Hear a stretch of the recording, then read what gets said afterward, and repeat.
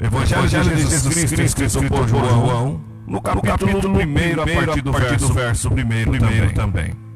No princípio era o Verbo, e o Verbo estava com Deus, e o Verbo era Deus. Ele estava no princípio com Deus. Todas as coisas foram feitas por Ele, e sem Ele nada do que foi feito se fez. Nele estava a vida, e a vida era a luz dos homens. E a luz resplandece nas trevas, e as trevas não compreenderam. Houve um homem enviado de Deus, cujo nome era João. Este veio para testemunho e testificasse da luz, para que todos crescem por ele. Não era ele a luz, mas veio para que testificasse da luz. Ali estava a luz verdadeira, que ilumina todo homem que vem ao mundo.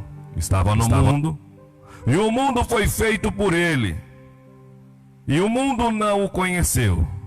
Veio para o que era seu, e os seus não o receberam. Mas todos quanto o receberam, deu-lhes o poder de serem feitos filhos de Deus, aos que crerem no seu nome, os quais não nasceram do sangue, nem da vontade da carne, nem da vontade do homem, mas de Deus. E o Verbo se fez carne e habitou entre nós, e vimos a sua glória, a glória unigênita do Pai, cheio de graça e verdade. Louvado seja Deus por esta palavra e por este evangelho, a qual João, um dos 4 evangelhos, difere dos outros 3. Muito difere dos evangelhos chamados sinóticos, porque tem semelhança em comum e convergem e observam e olham um ponto comum. João é diferente de Mateus, porque Mateus não escreve a um rei, não escreve testificando Jesus como um rei. E Marcos difere de Marcos porque não apresenta Jesus como um servo. Também difere de Lucas porque ele não apresenta Jesus como um homem perfeito. Quando João escreve o seu evangelho, quando ele escreve este evangelho, escreve já no final do 1º século da igreja. Ele já escreve quando todos os seus companheiros já estão martirizados, já estão mortos. E o evangelho de João difere dos outros, porque ele não testifica que Jesus Cristo é Deus, que Jesus Cristo é verdadeiro Deus. E é bem verdade isso, que desde o princípio, desde o 1º versículo, ele começa dizendo no princípio. O que é princípio? Princípio é um substantivo masculino que denota a ação temporal, que demonstra uma ação temporal, demonstra um começo. Ou seja, João está dizendo que Jesus é o Criador do tempo. Oh, aleluia! Que Jesus, ele é atemporal, ele vem antes do tempo. Que no princípio, antes da criação de tudo, ele já existia. E ele continua mostrando que, por ser Deus, por ele ser atemporal, não está limitado ao tempo, ele disse que ele estava com Deus e que ele era Deus. João difere dos outros evangelhos, porque ele diz que no princípio ele fez todas as coisas, e todas as coisas foram feitas por ele.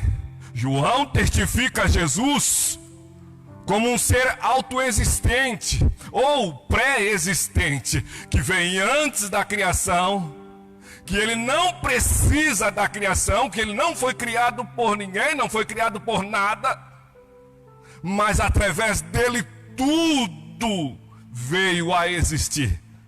E é bem verdade que João escreve isso, os seus amigos já estão mortos, Paulo também já está morto. E os escritos de Paulo corroboram quando ele escreve a carta aos Colossenses, no capítulo 1, a partir do verso 16 a 17, ele vai dizer que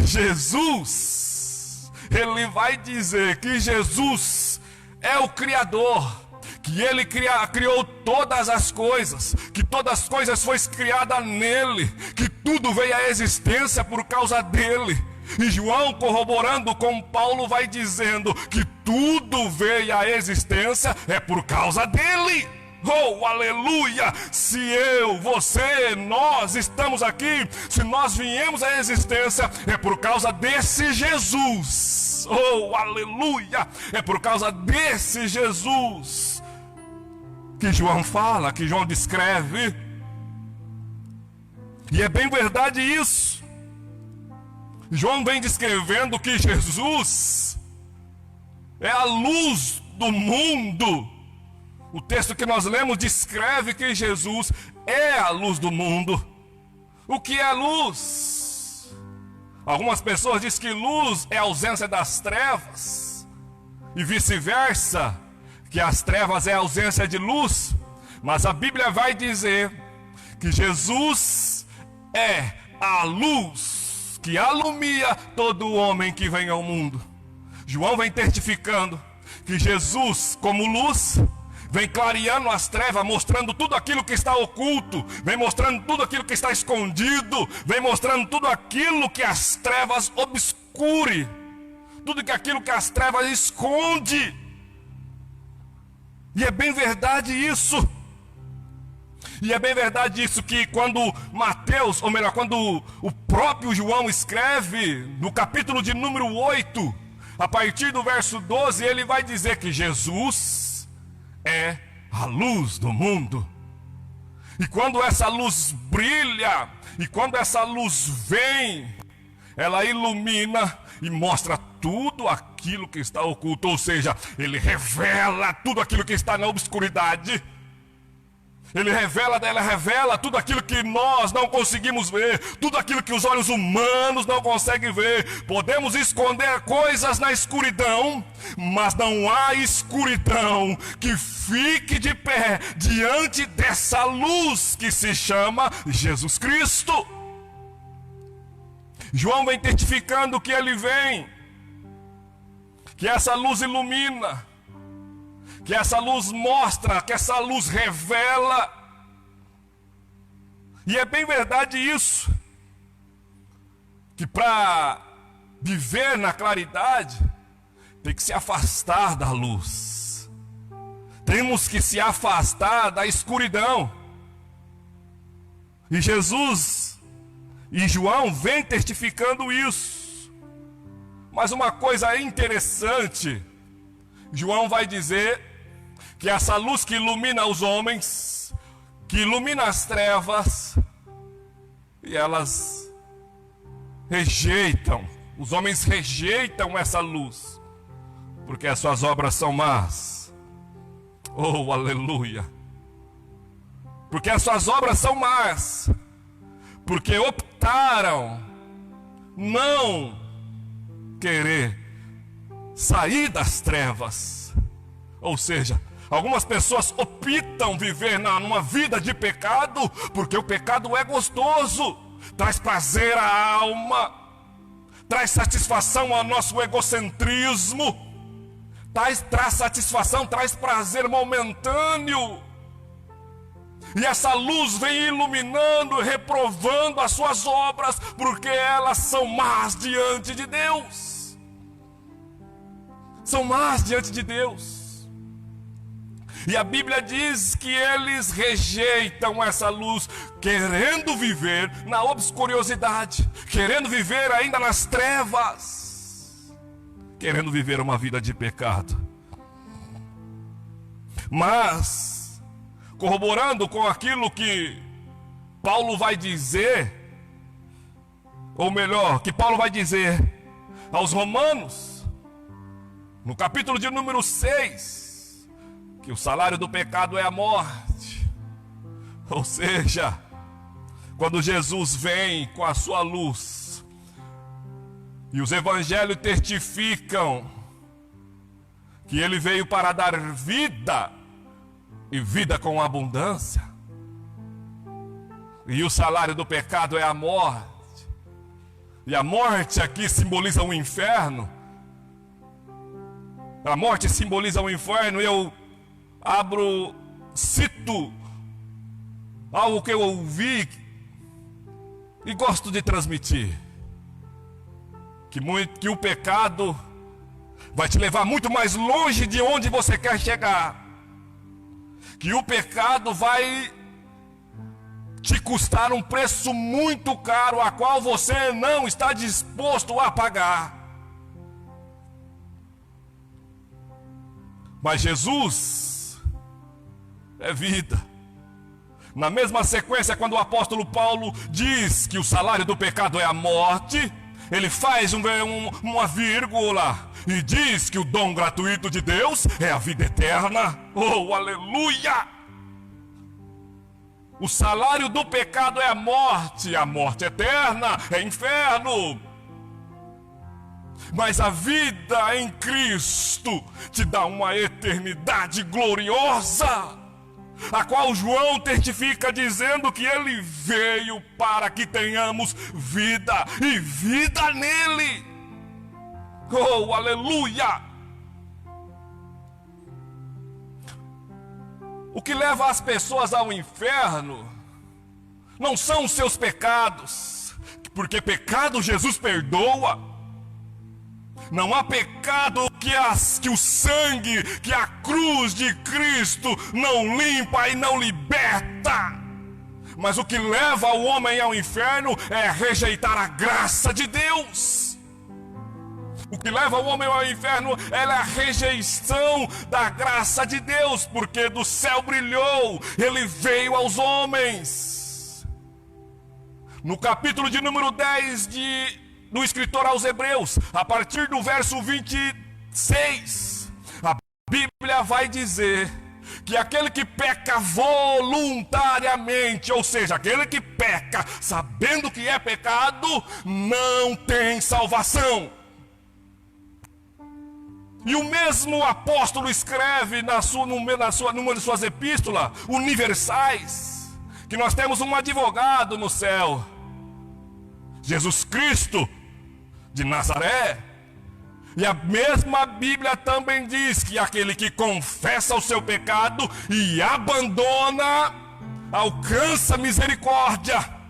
É o tempo é agora, o tempo é hoje, o tempo é já. Há poucos dias eu disse que depois de 15 dias nessa pandemia, as pessoas iriam sentir saudade da igreja. Aqueles que ficavam no fundo da igreja, conversando, titubeando, iam sentir saudade da igreja. Hoje não tem. E vivemos este tempo hoje, não tempos saudosistas, não, mas tempo de lembrança, que de quando se alegravam uns com os outros, uns para com os outros, porque o Espírito Santo descia sobre a igreja. E o que leva o homem ao pecado é isso, é a rejeição da graça de Deus. O que é a graça de Deus? É o favor imerecido. Jesus veio, o apóstolo Paulo diz lá em Filipenses, no capítulo de número 2, diz que ele não teve usurpação de ser Deus, mas aniquilou-se, se transformando em forma de homem a morrer numa cruz. Oh, aleluia! Para quê? Para quê? Para nos livrar. Para livrar a qual ele já tinha escolhido, determinado. Oh, glória a Deus, glória a Jesus. João testifica que as trevas não o compreenderam. Não compreenderam este amor revelado, esta graça revelada, que liberta o homem dos seus mais vis pecados. Oh, aleluia! Oh, aleluia! Talvez, em Jesus, talvez não, Jesus chega apregoando a sua mensagem. Jesus chega apregoando a sua verdade, a sua sendo absoluto na sua verdade. E algumas pessoas não entendem essa luz que brilha. E é bem verdade que no capítulo de número 4, a Bíblia diz, de Mateus, que Jesus chega apregoando que é chegado o reino dos céus. Abandona o homem os seus pecados, se arrependam. Talvez algumas pessoas não entenderam o que Jesus falou, ou o que ele estava querendo dizer com a sua mensagem. E a Bíblia vai dizer no capítulo de número 3, do mesmo livro que nós estamos lendo, que um certo homem chamado Nicodemos vai interrogar Jesus. Vai perguntar a Jesus como é que é esse negócio. Talvez ele ouviu a mensagem, ou ouviu alguém dizer a mensagem, que era tempo de arrependimento, que o reino de Deus havia chegado na terra, que agora era o momento dos homens abandonar o seu pecado e se voltar a Deus. E ele vai interrogar a Jesus. A Bíblia não diz, mas eu parafraseio e conjecturo Nicodemos chegando para Jesus e dizendo: como é que é esse negócio? Como é que é isso mesmo? E Jesus não se importando se Nicodemos era mestre, se Nicodemos era pastor, presbítero, ou se ele era um membro de banco, não tem pudor nenhum em dizer a ele: é isso mesmo. Se não se converter dos seus pecados, se não se arrepender, se não nascer de novo, não pode ver o reino de Deus. Essa era a mensagem: nascer de novo. Um homem entendido da palavra de Deus, instruído, não entendia que para se achegar a Deus tem que viver uma vida sem pecado, tem que viver uma vida nova todos os dias, tem que se converter, tem que se arrepender. Essa é a mensagem apregoada desde o princípio desta pandemia: arrependa-se, Jesus está voltando. Se converta dos seus maus caminhos. Nicodemos, aqui, nesta passagem, a Bíblia o categoriza como mestre dos judeus. O próprio Jesus diz: tu és mestre dos judeus e não sabe isso.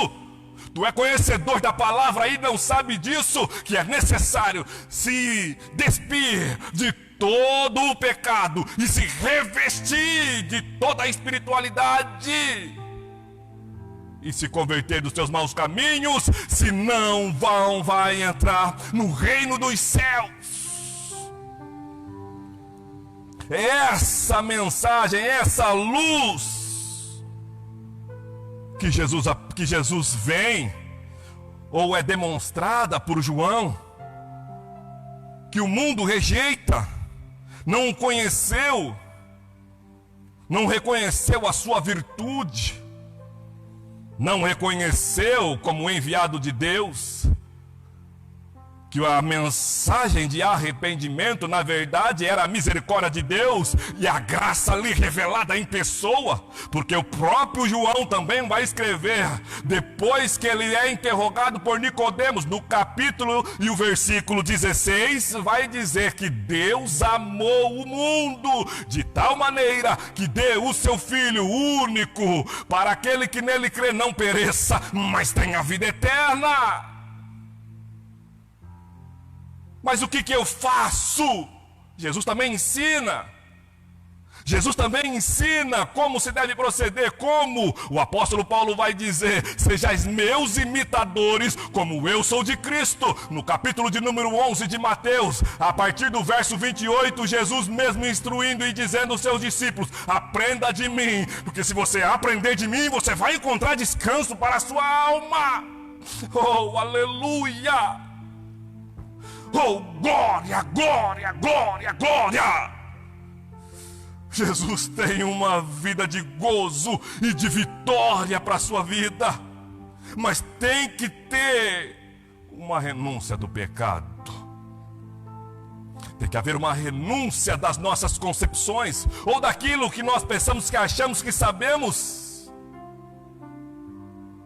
Nicodemos, esse mestre categoricamente dito por Jesus, não entendia o que era arrependimento.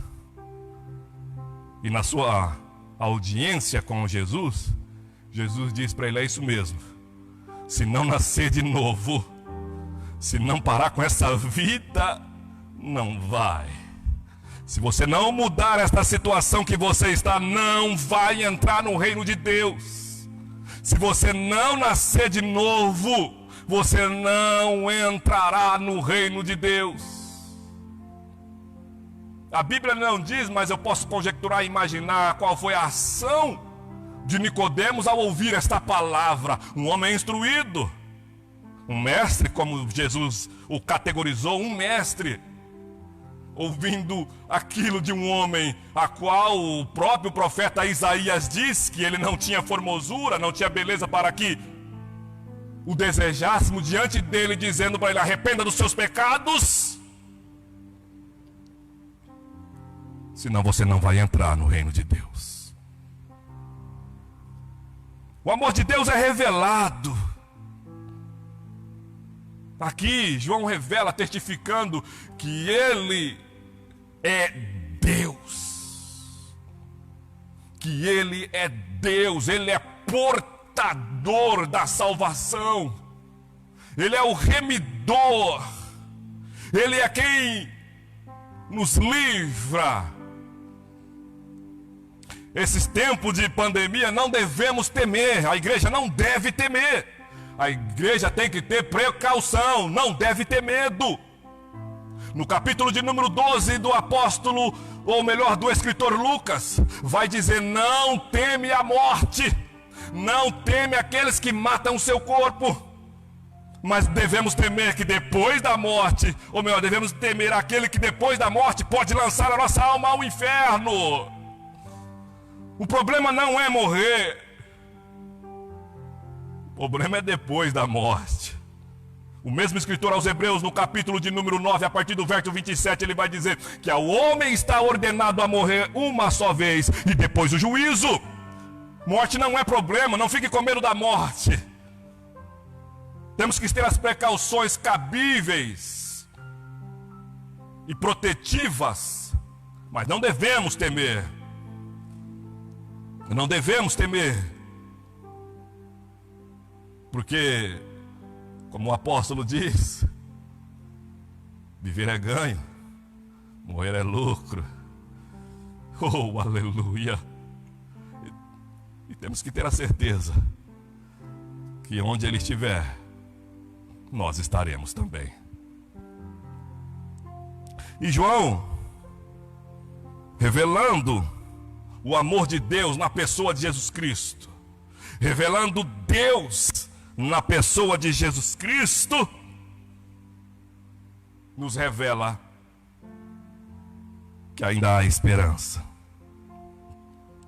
Que ainda há esperança. Ele prossegue, no princípio, ele prossegue: mas todos aqueles que o receberam, deu o poder de serem feitos filhos de Deus, aos que crerem no seu nome, os quais não nasceram do sangue, nem da vontade da carne, nem da vontade do homem, mas de Deus. E o Verbo se fez carne e habitou entre nós. Talvez a maior dificuldade para o homem e para a mulher é entender o que o apóstolo Paulo disse, que ele deixou, não usurpou Não teve por usurpação ser Deus, mas se aniquilou e veio em forma de homem. Talvez a minha mente humana não consegue entender isso. Entender Deus dentro do homem. E além do mais, um Deus morando dentro do homem. Corrobora com aquilo que o apóstolo Paulo diz, que Deus não habita em templos feitos por mãos humanas. Deus habita dentro de mim, Deus habita dentro de você. E talvez essa é a maior incógnita que a ciência não explica, não tem explicação. Deus Todo-Poderoso, Criador do céu e da terra, do universo, pré-existente e autoexistente. O profeta Isaías, no capítulo 43, no verso 13, a parte B, diz que antes que houvesse dia, Ele é um Deus super e autoexistente, pré-existente, Criador de tudo, habitando dentro de um homem. Talvez não consigamos, eu não consigo entender isso. Mas não é para mim entender, é para mim aceitar que Ele fez tudo isso. E além de se descer do céu, habitar num corpo humano, ainda morreu em forma de cruz. Ainda morreu em uma forma de cruz. Oh, aleluia. Tudo isso para quê? No capítulo de número 14, ele vai dizer: para que aonde eu estiver, vós estejais também. Existe um lugar preparado para mim e para você. Existe um lugar preparado para a igreja. E não é aqui. E não é aqui.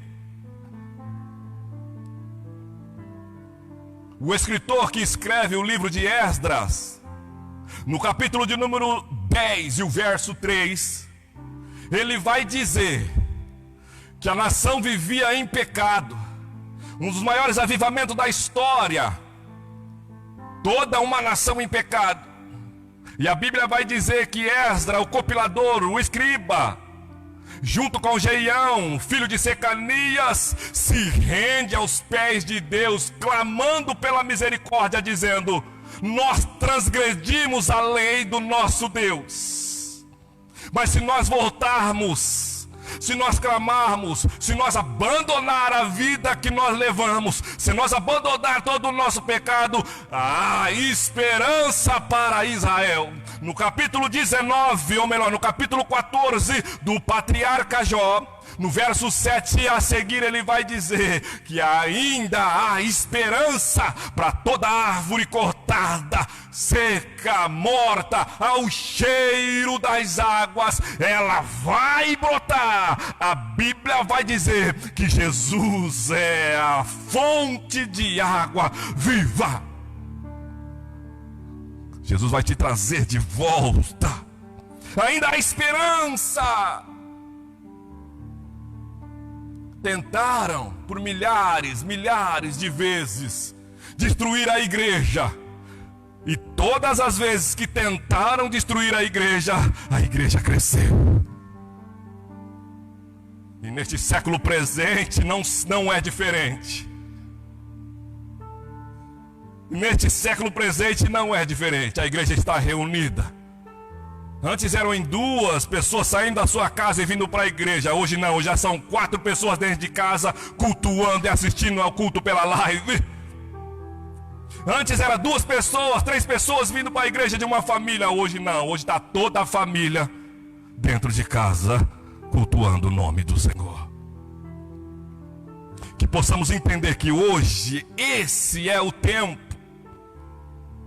É agora, é já, de reconhecer que Jesus é Deus. Ele é o verbo de Deus. Às vezes nós viemos para a igreja pedindo tantas coisas e esquecemos de quem Ele é, de como e qual foi a sua obra. Esquecemos do sacrifício salvicário, expiatório. e o propósito da morte de Jesus Cristo. Há uma esperança. Há uma esperança. Todos aqueles que o receber, Ele deu direito. Ele deu direito. Detalhe, não é pela sua vontade, mas é a vontade de Deus. Que possamos nesse tempo reconhecer que Ele é Deus, que as nossas vidas estão nas mãos dEle. Ele tem tudo sobre o controle. Volto a repetir o que Paulo escreveu aos Colossenses no capítulo 1, a partir do verso 16. Ele criou todas as coisas foram criadas por Ele, por intermédio dEle e para Ele. E para Ele. É o tempo. Esse é o tempo de nos rendermos a Deus, de glorificar a Deus. Não porque Ele nos fez, ou porque Ele nos dá, mas porque Ele é Deus. Há uma esperança, e essa esperança se chama Jesus de Nazaré. Que Deus nos abençoe, que nós possamos continuar unidos, que nós possamos continuar juntos. Podemos não estar reunidos no templo, mas a Bíblia vai dizer que o apóstolo Paulo vai nos dizer que somos um, ou melhor, que um é o Espírito que opera em todos. Deus está aí. Deus está aí onde você está. Você que nos ouve pela rádio, Deus está aí onde você está. Oh, aleluia. Há uma novidade de vida para você nessa noite. E essa novidade se chama Jesus de Nazaré, o Verbo de Deus, chamado pelo apóstolo Paulo de autor e consumador da nossa fé. Há uma esperança. Renda-se. Renda-se aos pés dele. Renda-se aos pés dele. Oh, aleluia. Eu quero orar pela sua vida. Se você que está aí, aonde você estiver, não existe ira, não existe um quadrante que impeça, não existe cultura que impeça a ação do Espírito Santo. E Ele pode mover aí onde você está. E eu quero orar pela sua vida. É um momento de transformação. É um momento de transformação esses dias. É um momento de transformação. Momento de reflexão, de pensar. O grande sábio Salomão disse que é melhor ir numa casa de luto do que ir numa festa, porque quando você vai numa casa de luto, você começa a refletir sobre o futuro, sobre as suas obras, sobre onde você vai passar a eternidade. Não estamos vivendo momentos de luto, ou para alguns são momentos de luto, mas é momento de você pensar onde você vai passar a eternidade. Há momento, e é esse momento a qual Deus escolheu para que possamos refletir nisso. É o momento que Deus escolheu para pararmos, para analisarmos algumas situações e observar e ver como estamos vivendo e a forma que estamos vivendo, com a certeza de que Ele virá, de que Ele virá. Oh, aleluia. Você tem a oportunidade de se entregar a Jesus hoje. Você tem a oportunidade de regressar aos seus caminhos agora. Tem a oportunidade de esse verbo, de essa palavra chamada Jesus mudar a sua história, mudar a sua vida. É o momento para você mudar, para você pensar e refletir. Aonde passaremos? Onde passará a eternidade? Eu quero orar pela sua vida. Deixe Jesus entrar na sua casa. Deixe Jesus entrar na sua vida. Retorne. Retorne.